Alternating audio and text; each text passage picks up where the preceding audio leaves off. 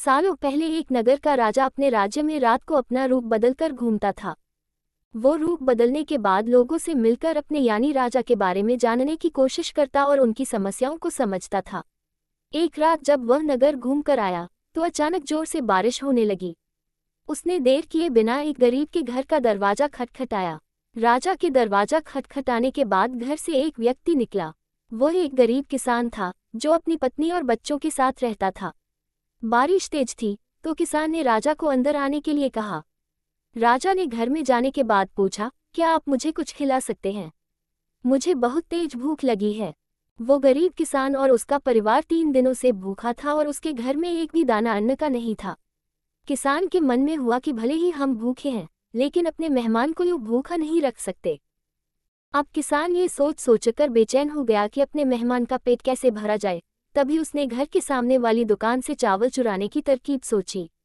उसने सिर्फ मेहमान के लिए ही 2 मुट्ठी चावल लिया और उसे पकाकर राजा को खिला दिया। तब तक बारिश रुक गई थी और राजा अपने घर चला गया।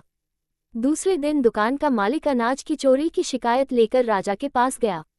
राजा ने दुकान के मालिक और उस गरीब किसान को अपनी सभा में प्रस्तुत होने का आदेश दिया। सबसे पहले सभा में पहुंचे किसान ने राजा के सामने जाकर अपनी चोरी का इल्जाम कबूल कर लिया और बीती हुई रात की पूरी बात राजा को बता दी। किसान राजा से कहता है कि मैंने चोरी की, लेकिन मेरे परिवार ने उस अनाज का एक निवाला भी नहीं खाया।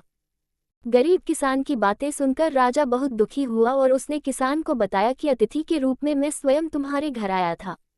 इसके बाद राजा ने सभा में पहुंचे दुकानदार से पूछा कि क्या आपने अपने पड़ोसी को चोरी करते हुए देखा था? दुकानदार ने जवाब दिया कि हाँ, मैंने इसे रात में चोरी करते हुए देखा था।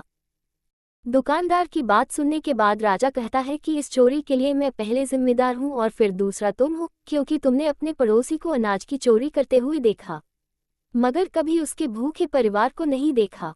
तुम अपने पड़ोसी होने का धर्म बिल्कुल निभा नहीं पाए।